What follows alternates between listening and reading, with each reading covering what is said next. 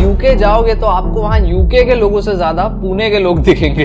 अगर आपने ये ऑब्जर्वेशन किया है तो वेलकम टू दिस वीडियो। आज बात करने वाले हैं स्टडी अब्रॉड के रियलिटी के बारे में, और इस वीडियो के एंड में मैं एक चीज गारंटी कर सकता हूं कि आप खुद डिसाइड कर सकते हो कि आपने बाहर पढ़ने जाना चाहिए या नहीं। देखो, मुझे लगता है कि बाहर पढ़ना एक बहुत ही अच्छी चीज है 2023 में भी, it is still very much relevant. लेकिन एक चीज जो लोग बिल्कुल कंसिडर नहीं करते वो है एक कॉस्ट बेनिफिट एनालिसिस। और ये कॉस्ट बेनिफिट एनालिसिस जरूरी इसलिए होती है क्योंकि आपने देखना है कि आपके लिए बाहर पढ़ने जाना ये सेंसिबल चीज है या नहीं। देखो, बाहर पढ़ने में स्कोप ज्यादा होता है, बाहर ये सारे ऑप्शन ज्यादा मिलते हैं वगैरह वगैरह, ये सारी आर्ग्यूमेंट्स मान ली।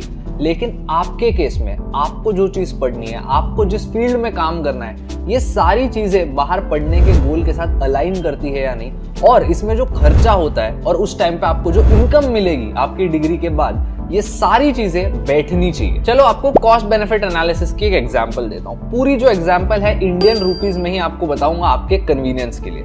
मान के चलो आपने 60 लाख रुपए खर्च किए एक दूसरे कंट्री में जाके पढ़ने, let's assume in this case US, और आप डिग्री खत्म करते हो 1 साल की। उसके बाद आपको नौकरी मिलती है जिसमें आपकी सैलरी जो है वो है 55 लाख रुपीस की। देखिए, नोट कीजिए, सारे जो फिगर्स थे डॉलर्स के, हमने सिर्फ उनको कन्वर्ट किया। अब आपको ये पता होगा कि यूएस की जो मीडियन इनकम होती है, यानी कि एवरेज इनकम, वही है 45 लाख रुपीस। तो इस केस में आप 60 लाख रुपए खर्च कर रहे हो, जो इंडिया के मीडियन इनकम से बहुत ही ज्यादा ऊपर है, और आप 55 लाख रुपीस की सैलरी ले रहे हो डिग्री करने के बाद। लेकिन जिस देश में आप ये सैलरी ले रहे हो उस देश में एवरेज इनकम ही है 45 लाख रुपीस। तो इस केस में 60 लाख रुपए खर्च करने के बाद भी आप एवरेज के बहुत पास में ही हो, यानी कि जो आपकी रियल इनकम है उसमें कोई बड़ा बम्प नहीं आ रहा। अब मैं अगर यही चीज आपसे पूछूं कि ये सारा जो कॉस्ट है वो इंडियन टर्म्स में कितना होगा, देखिए करेंसी डिफरेंस तो होती है और दोनों देशों में इन्फ्लेशन का भी फर्क होता है। इस चीज को हम अवॉइड करने के लिए परचेसिंग पावर पैरिटी का उपयोग करते हैं। तो अगर मैं आपसे कहूं कि एक इंसान जो यूएस में रहता है और 55 लाख रुपीस कमाता है, उसको अगर वही सेम लाइफस्टाइल इंडिया में चाहिए तो उसने कितने पैसे कमाने चाहिए, ये चीज हम परचेसिंग पावर पैरिटी से कैलकुलेट कर सकते हैं। इस केस में आंसर आता है 16.5 लाख रुपए। अब अगर भारत में रह के आपको 16-17 लाख रुपए की नौकरी करनी है तो बहुत से लोग आपको बोलेंगे कि आप थोड़ा वर्क एक्सपीरियंस ले लो,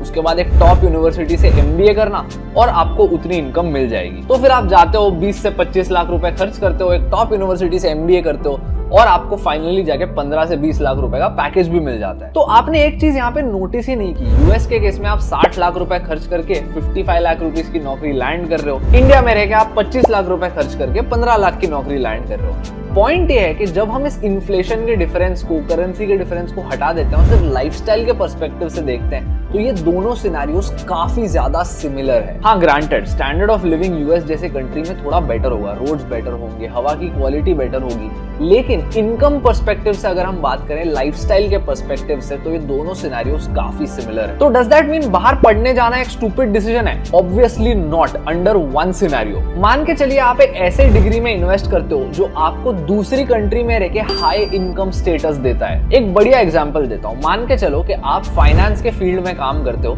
और आपके पास सीए या सीएफए जैसी ऑलरेडी एक डिग्री है, और आप सोचते हो कि अब आपको एक एमबीए करना है इंडिया से नहीं, यूएस के सबसे प्रेस्टिजियस वॉर्टन इंस्टीट्यूट से। वहां पर एमबीए करने का कॉस्ट ऑन एवरेज 1 करोड़ रुपए तक जाता है। आप ये एमबीए वहां से करते हो, लेकिन इसके बाद जो आपको जॉब मिलती है फाइनेंस में, आपके सारे एक्सपीरियंस को, आपकी डिग्री को कंसिडर करने के बाद, वो होती है easily 2.5 to 3 lakh US dollars की।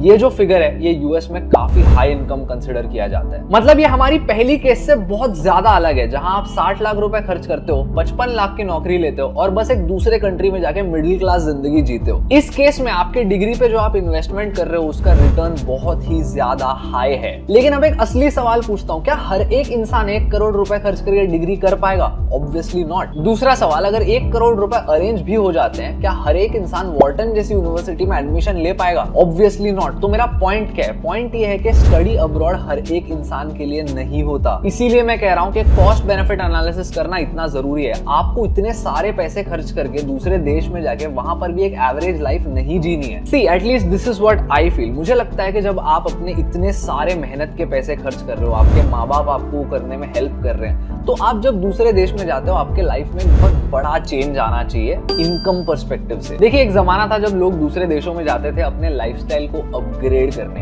अब देखिए उस जमाने में क्या होता था, फॉरेन स्टडी इतनी भी महंगी नहीं थी और इंडिया में जो जिंदगी थी वो एक्चुअल में इतनी अच्छी भी नहीं थी। लेकिन आज आप जिस टाइम पे जी रहे हो, बहुत सी ऐसी इंडियन यूनिवर्सिटीज है जो आपको अच्छा एजुकेशन दे पा रही है, इस एजुकेशन के थ्रू आपको अच्छी जॉब्स भी दे पा रही है, और उतना ही नहीं अपनी लाइफस्टाइल को अपग्रेड करने का चांस भी इंडिया में बहुत ज्यादा रियल और एक्सेसिबल हो गया है। तो ऐसे टाइम पे इतनी बड़ी इन्वेस्टमेंट करके फिर से जीरो से स्टार्ट करके एक एवरेज लाइफ लीड करना शायद हर एक इंसान के लिए वर्थ इट नहीं होगा। अब देखिए, अगर आपके गोल्स बहुत क्लियर है, एक बहुत स्पेसिफिक डिग्री है जो आपको करनी है दूसरे देश में जाके, जो इंडिया में या कहीं और नहीं मिलती, तो बात अलग है। या फिर कोई एक ऐसा स्पेसिफिक सेक्टर या इंडस्ट्री है जो इंडिया में इतनी डेवलप्ड नहीं है लेकिन दूसरे देश में बहुत ज्यादा डेवलप्ड है, तो वहां पर नेचुरली आपको ज्यादा अपॉर्चुनिटीज मिलने वाले हैं ग्रोथ के। तो ऐसे केसेस में जाना बहुत ज्यादा सेंस करता है। लेकिन आपने एक रियलाइज करना है कि आप जैसे बाहर पढ़ने के लिए करोड़ों लोग हैं और लाखों ऐसी यूनिवर्सिटीज है जो आपको एडमिशन देने भी तैयार है। तो नेचुरली हर एक यूनिवर्सिटी एकदम टॉप क्लास नहीं होने वाली,